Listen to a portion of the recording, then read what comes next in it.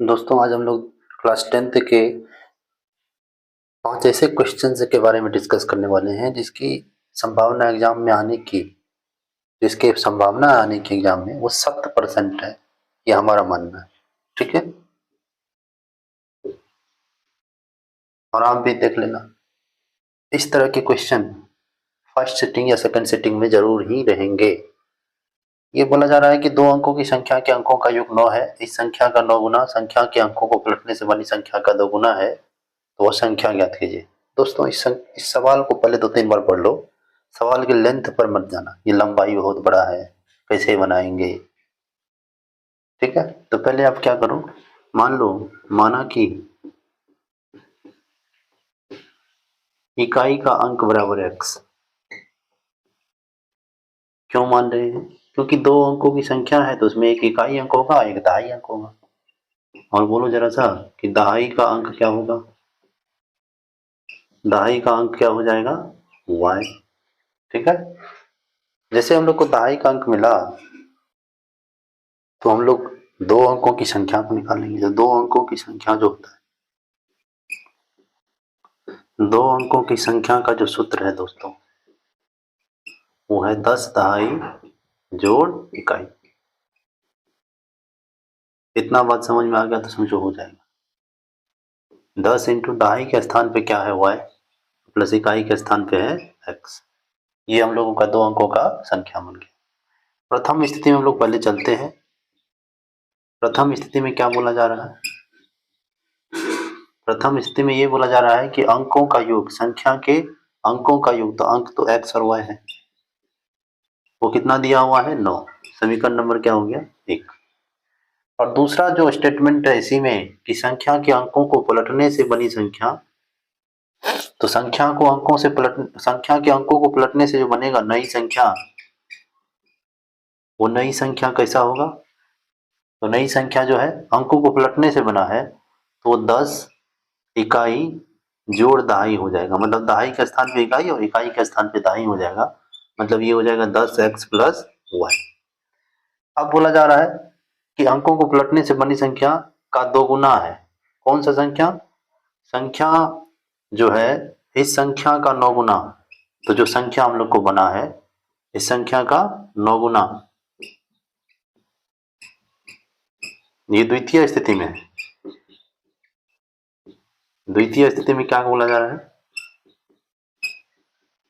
कि संख्या का 9 गुना अंकों को पलटने से, तो अंकों को पलटने से ये संख्या बना है। कौन सा? 10x plus Y. बनी संख्या के 2 गुने के बराबर है। ये जो कहा वो कर दिए हम लोग। अब इक्वेशन बना लेते हैं। 90y plus 9x equal to 20x plus 2y। अब जरा करिए इसको, कैलकुलेशन करिए। -2y plus 9x minus 20x बराबर 0। अब इसका कैलकुलेशन जैसे करोगे ये हो जाएगा 88y माइनस 11x बराबर 0। 11 कॉमन ले लो, 8y माइनस x बराबर 0। या माइनस ये कॉमन लेता तो यहाँ माइनस यहाँ प्लस हो जाता। तो यहाँ पे x माइनस 8y बराबर हम लोग इसको सीधे सीधे 0 के बराबर करते हैं। ये समीकरण नंबर 2 बन गया। तो समीकरण 1 और 2 को सॉल्व करेंगे। हम लोगों को ये दो समीकरण बन गया है। अब इस दोनों समीकरण को हम लोग क्या करते हैं, सीधे सीधे हल कर लेते हैं, क्योंकि यहाँ पे x का गुणांक सेम ही है। यहाँ हम लिख देते हैं घटाने पर। जैसे इसको घटाओगे दोस्तों, ये x कट जाएगा और ये हो जाएगा 9y बराबर 9। यहाँ से y का वैल्यू हो गया 9/9 मतलब 1। y का मान समीकरण 1 में रखने।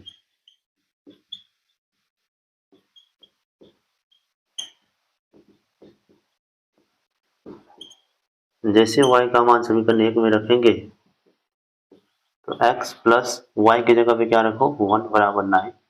x बराबर क्या हो जाएगा? 8 हो जाएगा। तो हम लोगों का जो संख्या था वो क्या था?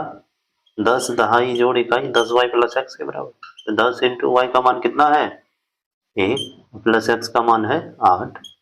तो हम लोगों का जो संख्या है वो 18 मिल गया कि नहीं मिल गया? तो इस प्रकार के क्वेश्चन आपको 5 नंबर के लिए ही आएंगे, इसलिए तैयार है। अब जो भिन्न है बोला जा रहा है 1/3 हो जाती है जब उसके अंश में 1 घटाया जाता है, और वह 1/4 हो जाती है जब हर में 8 जोड़ दिया जाता है। तो वह भिन्न याद करें। सबसे पहले दोस्तों बताओ कि भिन्न क्या होता है। भिन्न ऐसी संख्या है जिसको x बाय y के रूप में लिखा जा सके, y नॉट इक्वल टू 0, और x और y एक पूर्ण संख्या हो, ठीक है ना। लेकिन ये अंश बटे हर के रूप में जनरल लिखा रहता है, हम लोग इतना समझते हैं, ठीक है। तो ये माना कि हम लोग ये कर लेते हैं कि अंश बराबर, माना कि अंश बराबर x तथा हर बराबर y, इतना मानोगे तो ये हम लोग का भिन्न क्या हो जाएगा, x बटे y। अब जो प्रथम स्थिति में प्रथम स्टेटमेंट बोल रहा है उसको देखते हैं। क्या कहा जा रहा है प्रथम स्थिति में दोस्तों, कि भिन्न 1/3 हो जाती है जब उसके अंश में से 1 घटाया जाता है। तो अंश कितना है x, x में से 1 घटाओ, भिन्न तो अंश बटे हर होता है, तो हर तो अभी भी y ही है, तो ये क्या हो जाता है 1/3। अब इसको सॉल्व कर लेते हैं हम लोग, क्रॉस मल्टीप्लाई करिए, 3x - 3 हो जाएगा। इसको इससे गुना करेंगे, इसको इससे गुना करेंगे, बराबर y, या 3x - y बराबर क्या हो गया 3। समीकरण नंबर कितना, अब जो द्वितीय स्थिति में कहा जा रहा है वो क्या कहा जा रहा है द्वितीय स्थिति में, कि यदि हम लोग हर में 8 जोड़ दे, अंश बटे हर, अंश x ही रहेगा लेकिन हर में कितना जोड़ दे 8 जोड़ दे, तो भिन्न कितना के बराबर हो जाएगा 1/4। फिर से क्रॉस मल्टीप्लाई, 4x बराबर y प्लस 8, या 4x - y बराबर 8। समीकरण 1 और 2 हम लोगों को मिल गया। ये समीकरण 1 और 2 है। अब इसको सॉल्व करेंगे हम लोग, विलोपन विधि से सॉल्व कर लेंगे, या y का कोफिशिएंट समान है, y का गुणांक समान है, तो सीधे सीधे घटा देंगे। ये जो इक्वेशन सॉल्व करने के लिए आया फिर से आसान होगी, क्योंकि दोस्तों आप पहले ही सवाल को पढ़े, इतना इक्वेशन बनाए, तो आपको फिर से सॉल्व करना इजी कर दिया ना। कुछ ना कुछ एग्जामिनर ऐसा कर देगा, एनसीईआरटी ऑफिसर ऐसा कर देगा, जो पहले मेहनत करवाएगा तो कैलकुलेशन इजी करवा लेगा, या कैलकुलेशन लेंथी होगा तो सवाल इजी होगा, ठीक है। थोड़ा सा दिमाग लगाइए बस, घटाने पर साइन चेंज कर दिए, y कट गया, ये -x बराबर क्या आया -5, इसको इससे काट दिया, तो x बराबर क्या आया 5। अब x का मान समीकरण 1 में रखने पर, बोलो नन्हो, 3x - y बराबर 3, 3 × 5 - y बराबर 3। अब बोलो नन्हो, 5 3 15 हुआ ना, 15 को उधर भेज दो, 3 - 15 हो जाएगा, इसीलिए y बराबर -12, माइनस से माइनस गया, और y का मान क्या आ गया नन्हो 12 आ गया। जैसे y का मान आ गया दोस्तों, तो भिन्न बराबर क्या होता है x बटे y, हम लोग जो माने थे, तो x का मान 5 आया और y का मान क्या आ गया 12 आ गया। तो ऐसे आराम से इजीली सॉल्व करो दोस्तों, और ये क्वेश्चन आ सकता है एग्जाम में, बिल्कुल आ सकता है। ये क्वेश्चन भी एग्जाम के लिए बहुत ही वीवीआई क्वेश्चन है। एक आयताकार खेत का विकर्ण उसकी छोटी भुजा से 60 मीटर अधिक लंबा है, ठीक है। यदि बड़ी भुजा छोटी भुजा से 30 मीटर अधिक हो तो खेत की भुजाएं ज्ञात करें। जैसे खेत की भुजाएं बोला, यह आयताकार खेत है, तो बड़ी भुजा से मतलब है यहाँ लंबाई का, और छोटी भुजा से मतलब है चौड़ाई का, ठीक है। तो हम लोग बड़ी भुजा छोटी भुजा करके ही बनाते हैं। अब जो कहा गया वो करो। कहा गया कि जो इसका विकर्ण है ना, आयताकार खेत का विकर्ण उसकी छोटी भुजा से 60 मीटर अधिक है, तो माना कि छोटी भुजा बराबर x, इसलिए खेत का विकर्ण क्या हो जाएगा x प्लस 60। और यदि बड़ी भुजा छोटी भुजा से 30 मीटर अधिक हो, बड़ी बड़ी भुजा क्या होगा छोटी भुजा से कितना अधिक है 30 मीटर अधिक, तो ये क्या हो गया x प्लस 30। अब हम लोग जैसा कि जानते हैं जो खेत का विकर्ण होता है, what is the diagonal of the rectangle, विकर्ण बराबर होता है दोस्तों, विकर्ण बराबर रूट अंडर लंबाई स्क्वायर प्लस चौड़ाई स्क्वायर, लेकिन दोनों तरफ स्क्वायरिंग कर लो आराम से, एक इक्वेशन बन जाएगा। तो विकर्ण का स्क्वायर बराबर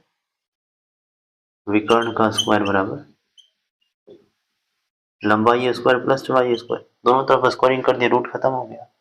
विकर्ण कितना है x प्लस 60, लंबाई है कितना, तो लंबाई हम लोगों का जो है बड़ा भुजा है, लंबाई x प्लस 30 और चौड़ाई छोटी भुजा है x स्क्वायर। ये कैलकुलेशन हम लोग करेंगे, a प्लस बी का होल स्क्वायर यहाँ पे करो, a square plus b square 3600 plus 2ab करोगे तो 120x आएगा, 2 को 60 से गुना करेंगे फिर x से गुना करेंगे, x square plus 900 plus 60x plus x square, एक एक्स स्क्वायर से एक एक्स स्क्वायर को कैंसिल कर, ठीक है। यहाँ पे क्या किए कि ये सारा चीज को उठा करके उधर ले गए और हम लोग को कैलकुलेशन करके ये आ गए, क्लियर है इतना। अब इसका क्या करेंगे हम लोग, गुणनखंड कर लेते हैं। X square minus 60x minus 2700 बराबर 0, फर्स्ट लास्ट से करेंगे, ठीक है 30, तो माइनस 90x प्लस 30x यदि कर लें तो ये माइनस 60x भी हो जाएगा, और यदि फैक्टर को जानते होंगे तो आप समझ गए होंगे, x into x minus 90 plus 30 into x minus 90 बराबर 0, x minus 90 into x plus 30 बराबर 0, प्रत्येक को 0 के बराबर करो, प्रत्येक फैक्टर को 0 के बराबर करने पर यही मिलेगा आपको। माइनस 30 तो कोई लंबाई नहीं होता, लेकिन ये हम लोगों का हो जाएगा x बराबर 90। जैसे x बराबर 90 मिला तो हम लोगों को पता है छोटी भुजा 90 मिल गया, भुजा विकर्ण है, लेकिन यहाँ पे बड़ी भुजा जो है वो क्या हो जाएगा 120 हो जाएगा। तो 90 और 120 हम लोगों का आंसर है, क्लियर है। ये क्वेश्चन देखिए दोस्तों 4 नंबर का, ये बहुत सरल क्वेश्चन है और एग्जाम में आने की संभावना इसकी भी बहुत ज्यादा है। दोस्तों इसको कैसे सॉल्व करोगे, तो मीनार के आधार से, तो एक मीनार बना लीजिए, मीनार बहुत बड़ा होता है, ये मीनार के आधार से और एक सरल रेखा में 4 मीटर और 9 मीटर की दूरी पर, एक है 4 मीटर की दूरी पर और दूसरा मीनार के आधार से ही 9 मीटर की दूरी पर, ये 4 मीटर का दूरी, ये बिंदु मान लो, ये बी बिंदु मान लो, 9 मीटर का दूरी, फिगर बना लोगे क्वेश्चन बन जाएगा, ठीक है। अब यहाँ से ये बोला गया है कि इसका जो उन्नयन कोण है, तो उन्नयन कोण नीचे से उसके शिखर को देखने पर ही मिलेगा, ये रहा आपका उन्नयन कोण। अब बोला गया उन्नयन कोण पूरक है, तो अब जरा पूरक कोण जानते हो क्या, पूरक कोण वे दो कोण है जिसके मापों का योग 90 डिग्री होता है, ठीक है। तो यदि θ1 प्लस θ2 बराबर 90 डिग्री हो तो θ1 θ2 का क्या है, पूरक कोण है। हम क्या करते हैं, इसको थीटा मान लेते हैं, क्या कर लेते हैं, थीटा मान लेते हैं। जैसे यहाँ पे हम थीटा माने तो जरा बताइए कि θ2 का वैल्यू यहाँ पे क्या आ जाएगा, 90 डिग्री माइनस थीटा, ठीक है। ये समझाने का बात है, ऐसे सीधे भी मान सकते थे आप इसको। अब कहा जा रहा है कि सिद्ध करिए कि मीनार की ऊंचाई h जो है, सिद्ध करना है कि h बराबर क्या हो 100, सिद्ध करना है h बराबर 100 मीटर। अब यदि आप इसको बुझ समझ गए हैं, ए बी सी डी, इसका नाम लिख देते हैं, हम लोग आ जाते हैं त्रिभुज ए सी डी में, और यहाँ लगा लेते हैं tan 90 डिग्री घटाओ थीटा का फॉर्मूला, ये उन्नयन कोण है, तो tan थीटा का लंब बटे आधार, तो h बटे कितना 4, समीकरण नंबर 1। इतना बात समझ में आ गया क्या। अब यदि इसको tan 90 डिग्री घटा थीटा का फॉर्मूला जब जान रहे होंगे तो ये क्या होता है, cot थीटा के बराबर h बटे 4, इसको समीकरण 1 मान लीजिए, इसको छोड़िए। अब जरा सा इस त्रिभुज के बारे में देखिए, त्रिभुज बी सी डी के बारे में, तो त्रिभुज बी सी डी में देखिए, इसमें क्या लिखेंगे, tan थीटा बराबर, क्यों सर tan थीटा ही क्यों लिख रहे हैं, क्योंकि हम लोगों को आधार और ऊंचाई में रिलेशन लाना है, और आधार और ऊंचाई का रिलेशन सिर्फ और सिर्फ आधार बटे लंब, ये फॉर्मूला टेन थीटा का ही होता है। तो आधार फिर से क्या है हम लोगों का, BC, ठीक है। तो टेन थीटा और लंब बटे आधार होता है, टेन थीटा और लंब बटे आधार होता है। तो लंब हम लोग का h और आधार क्या है यहाँ पे 9 के बराबर है, ये BC 9 के बराबर है ना। ये समीकरण नंबर 2। अब समीकरण 1 तथा 2 को कर दो गुना, 1 और 2 को क्या करो, गुना कर दो। गुना करने पर जैसे आप गुना करोगे तो LHS को LHS से गुना करेंगे, तो tan theta into cot theta बराबर h/9 इंटू h/4। टेन को कॉट से गुना करोगे, बोलो क्या होगा, टेन कॉट का व्युत्क्रम होता है, ये 1/10 लिखोगे, 10 से 10 क्या होगा, कैंसिल होगा, क्या हो जाएगा 1 के, ये हो गया h²/36। क्रॉस मल्टीप्लाई कर ले बेटा, h² बराबर 36, इसलिए h बराबर √36। वैसे तो प्लस माइनस 6 दोनों आ रहा है, लेकिन 6 ही क्यों लेंगे, क्योंकि ये दूरी है और दूरी हमेशा ही धनात्मक होता है, दैट्स व्हाई हमने h का मान 6 मीटर निकाल लिया। अब जरा इस क्वेश्चन को कैसे सोल्व करोगे देखो जरा। सिद्ध करना है कि वृत्त के व्यास के सिरों पर खींची गई स्पर्श रेखाएं समांतर होती है। तो एक पहले वृत्त खींचो, ये केंद्र है और केंद्र से हम लोग ऐसे करके व्यास खींच लिया। अब इस पर 2 स्पर्श रेखा खींच देते हैं।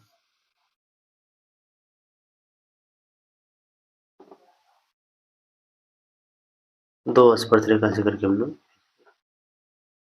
ये CD मान लिया, ये PQ मान लिया, और ये AB और ये O मान लिया।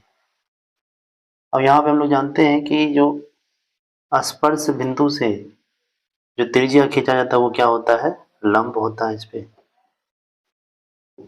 तो हम लोग सीधे सीधे देख सकते हैं यहाँ पे दोस्तों कि कोण PAB बराबर कोण PAB बराबर कोण DBA बराबर 90 डिग्री। क्यों बोलेंगे, स्पर्श बिंदु पर त्रिज्या स्पर्श रेखा पर